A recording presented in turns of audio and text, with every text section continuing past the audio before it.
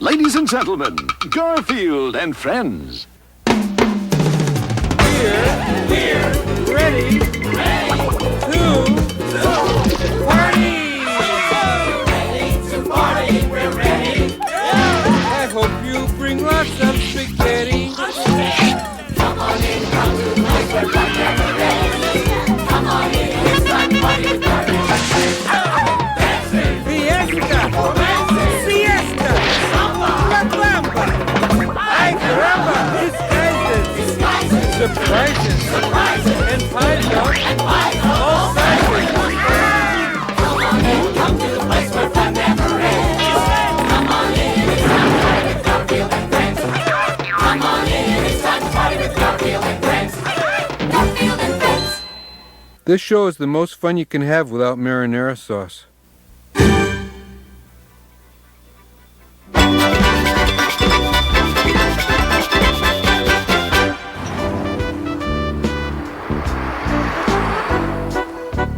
Let's find a place to eat, guys. Music to my ears, Arbuckle. I have a date with Gwendolyn tonight, so I should eat light.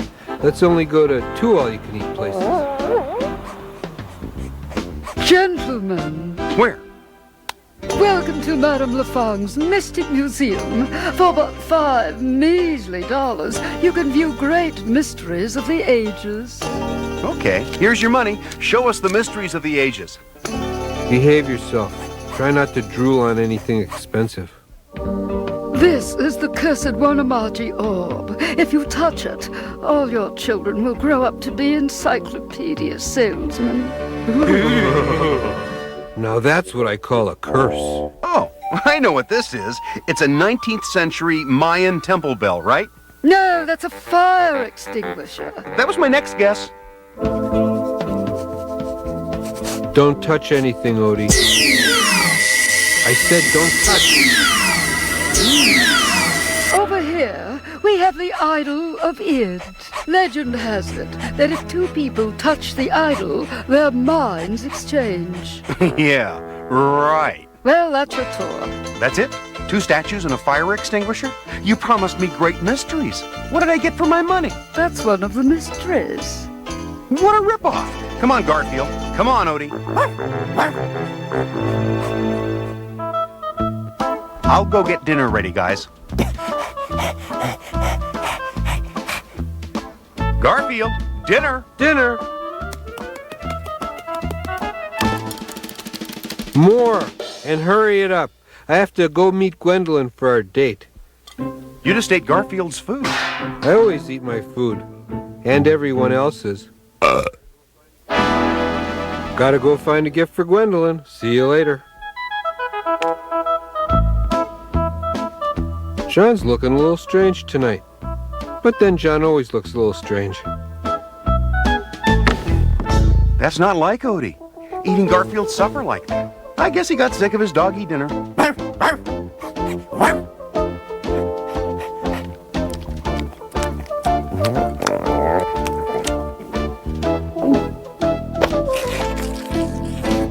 Garfield? I mean Odie. I don't know what I mean. Garfield's acting like Odie, and Odie's acting like Garfield. But why would... Legend has it that if 2 people touch the idol, their minds exchange. No. It's not possible. Is it? Garfield? Garfield? Odie? Oh no. Garfield is Odie and Odie is Garfield, and I gotta straighten this out.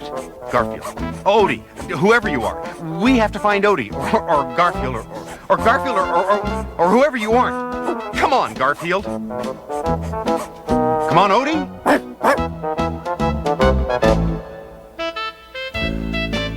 Hey, Gwendolyn, honey.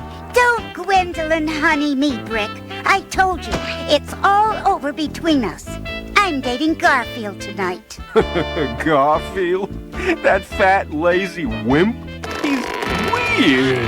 He is a gentle cat, unlike some felines I could name. Hi, Gwendolyn. So, what do you want, dog? Who are you calling a dog? I am calling you a dog, and I hate dogs. Excuse me, I think I have to be anyplace else. Hey, why are you chasing me? I'm a fellow cat. Don't try to con me, dog. We've got to find him. Garfield, go look for Odie. Odie, go look for... Oh, go look for someone.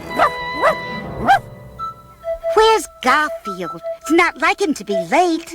Unless someone has been passing out lasagna. Oh, here he comes.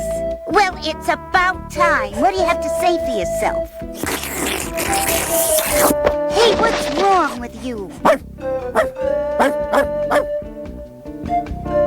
I thought you said you were going to bring me a gift.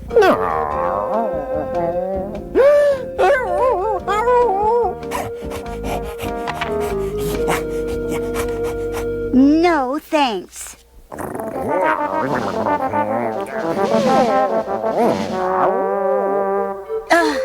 I meet all the classy guys.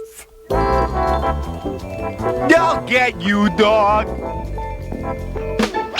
Why does he keep calling me a dog? That guy's been hitting the catnip too hard. He's, oh hi Odie, bananas if he thinks I'm... I've had nightmares about this.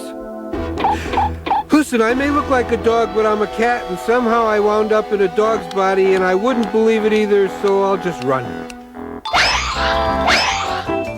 Hey, why am I running? I'm a dog.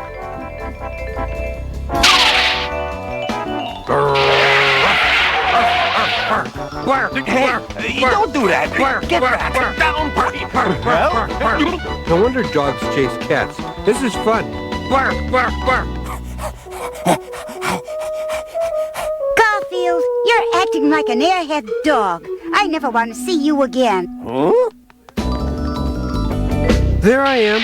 I mean, there's me, but it's not me. I mean, even I can't figure this one out. Garfield, Odie, whichever of you is which, come with me. We have to get back to that museum and straighten you two out. That piece of junk actually has the power to swap minds. I paid $11 for that. Well, it worked. Guys, quick, touch the idol.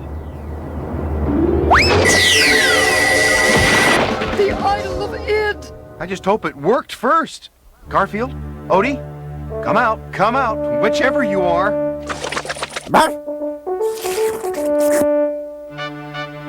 Hey, I'm me again. Help me pick up the pieces of my priceless idol of id. It may be for the best. This thing could be too dangerous for the world.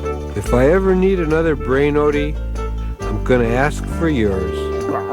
Yeah, I'd want one that's never been used. Come on, guys. Let's go home. I'm just glad this is over. Silly people. I hope this is the last I ever see of them.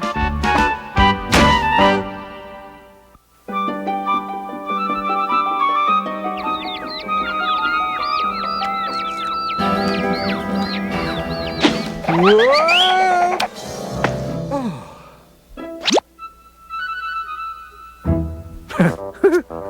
Hey, no. Whoa! Enjoy yourself outside, Garfield? I thought I'd die laughing.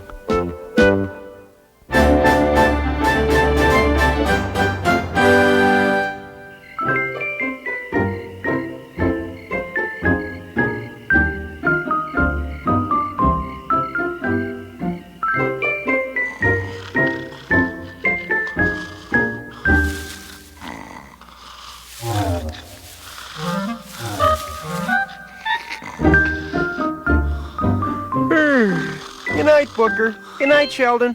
Oh, we're not sleepy yet. Yeah, read us a story. A story? But guys, it's late and... I can't sleep without a story. Yeah, Orson, you always read us a story. All right, how about The Three Musketeers? You already read us that one. Okay, how about Robin Hood? Read it. How about Black Beauty? Read it twice. 91 books later. Huckleberry Finn? We read it to you. Well, the only one left is this copy of Cinderella. Cinderella? That's a girl's story full of fairy godmothers and junk like that. It's this or nothing. Maybe we can fix it up. Make it more interesting. Whatever you say. Once upon a time... Boring. I'll ignore that. Once upon a time, there was a beautiful girl, and her name was Cinderella. We know that. Cinderella lived in a poor but quaint cottage with... Wait a minute. Why does Cinderella always have to be a girl? Yeah, I get it. Why can't Cinderella be a guy instead? All right, anything to get you two to sleep. We'll make Cinderella a guy named, Orson. Okay, fine, Orson. And Orson lived and worked in a quaint little cottage. Let's make it a pet shop. Why a pet shop? Why not a pet shop? Okay, fine. So, Orson worked in a pet shop. Orson had 3 ugly step-sisters? Let's make them brothers. 3 ugly step-brothers. I've got a neat idea. Let's make them ninjas. Ninjas in a pet shop? Why would there be... Oh, never mind. All right, they're ninjas. And these ninjas treated poor Orson like dirt.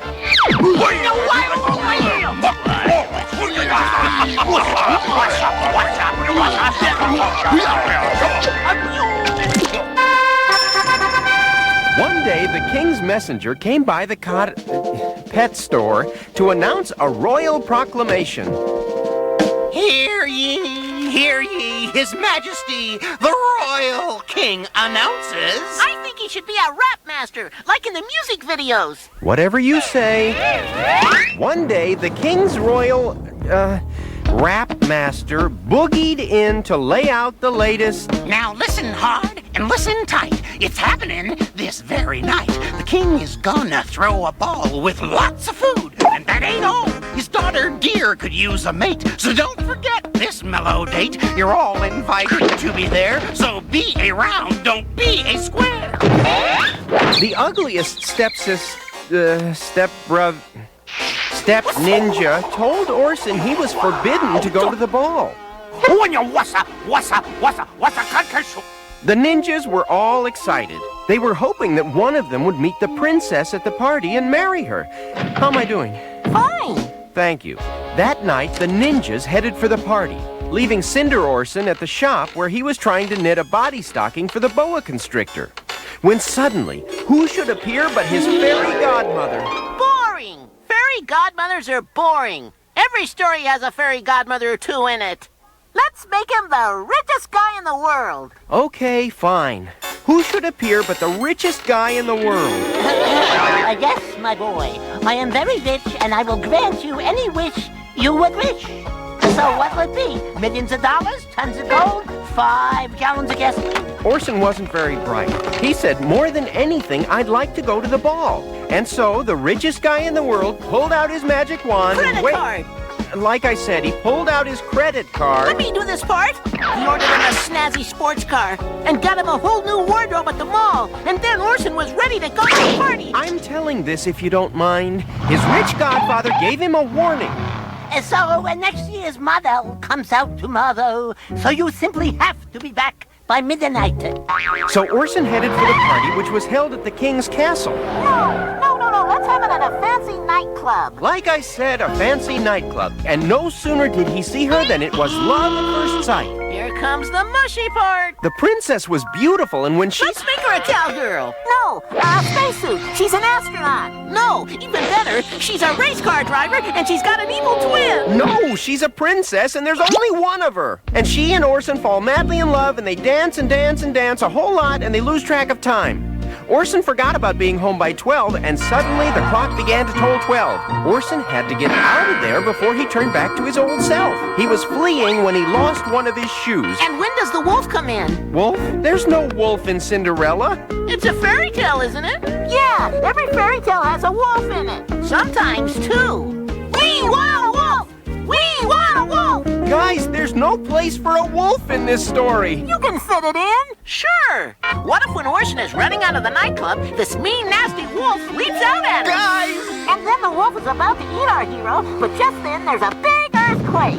And the earthquake opens a big crack in the floor and dinosaurs come out. Dinosaurs? Where did dinosaurs come from in Cinderella? And the dinosaurs broke out and rolled around the city, and then they ate a lot of cars and things and people. There are no dinosaurs in Cinderella. Okay, that's it. Enough. What about the end of our story? Then the planet Jupiter collides with the spaceship. No, this is not the story of Cinderella.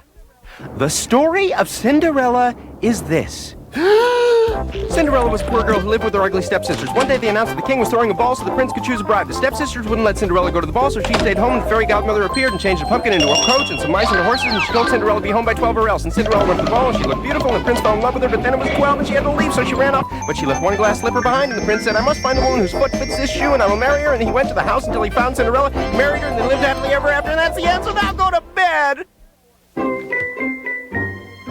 Good night, sweet dreams. See you in the morning. Sheldon? Yeah, Booker?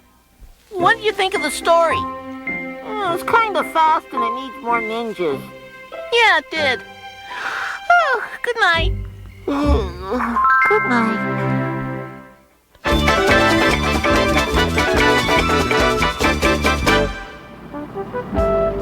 It all began a year or 3 ago. John was taking us on a vacation.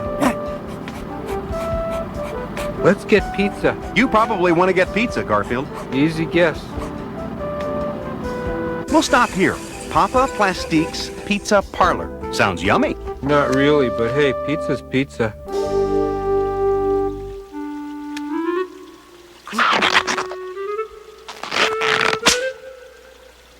Well, actually, sometimes pizza is rubber.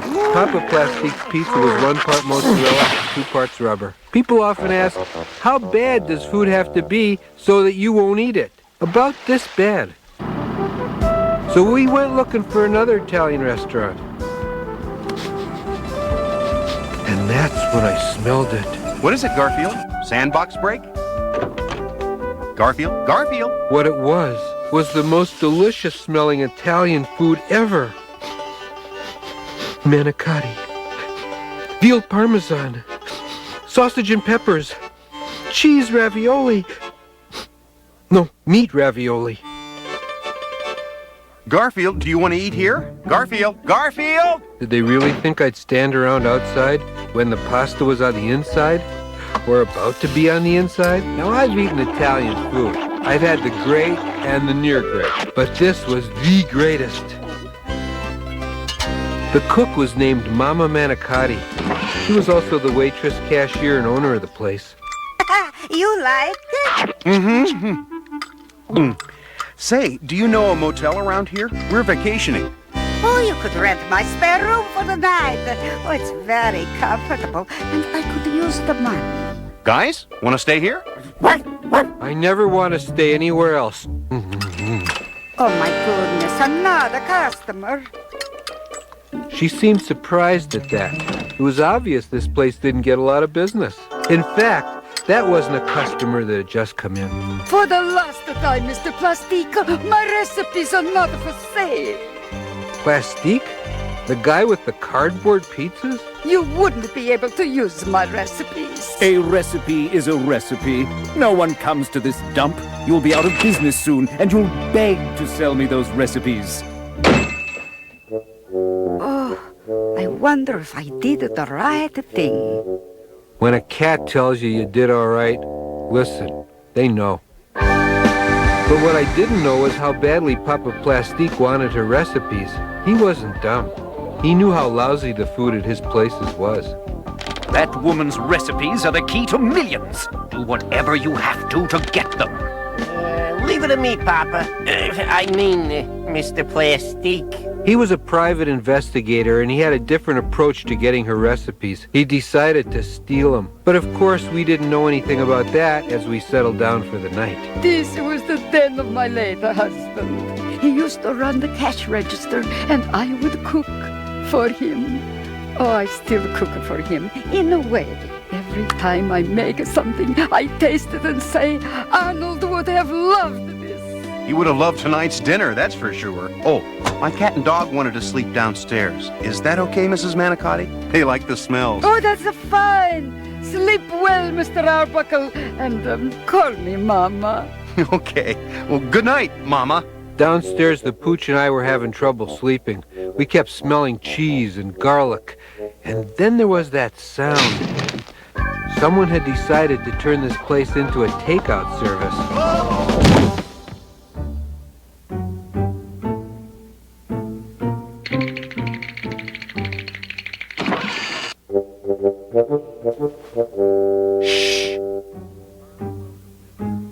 Our unwelcome visitor went right to the kitchen where he started searching through Mama's recipe drawer. Hey, Cat, what are you doing here? Get away from me, dog!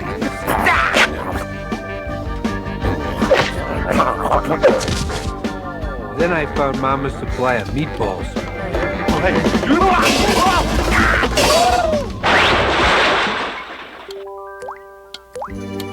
I have a burglar! No, you had a burglar. Call the police. I think this merits at least a midnight cannelloni snack.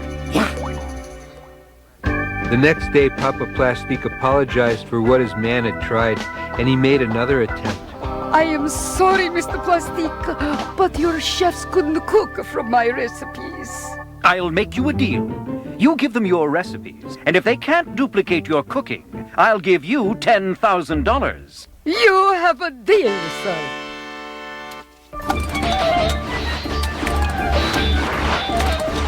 Plastique chefs worked for days learning her recipes. We made a few changes. Processed cheese instead of real, dehydrated tomatoes instead of fresh, frozen sausage. But I believe we have now replicated her spaghetti sauce. The cat will be our taste tester. You'd think taste testing sauce would be a great job, but not this sauce. Yick and double yick. You cannot use the cheap ingredients. Only the best, only the freshest. Cosgrove, whip up another sample with real food in it. So we made another batch, this time following her recipe exactly. And it wasn't bad, but it wasn't really good either. Try again. Well, they did try again, and again, and again, and every batch was just, Finally, they gave up, and Mr. Plastique gave her the money. You couldn't duplicate her cooking, even with the same recipe. She must have some ingredient she didn't tell us about. As a matter of fact, she did. Well, there isn't much more to the story of Mama Manicotti. The money helped her fix up the place, do some advertising. By the time we went back next year, things had changed a lot.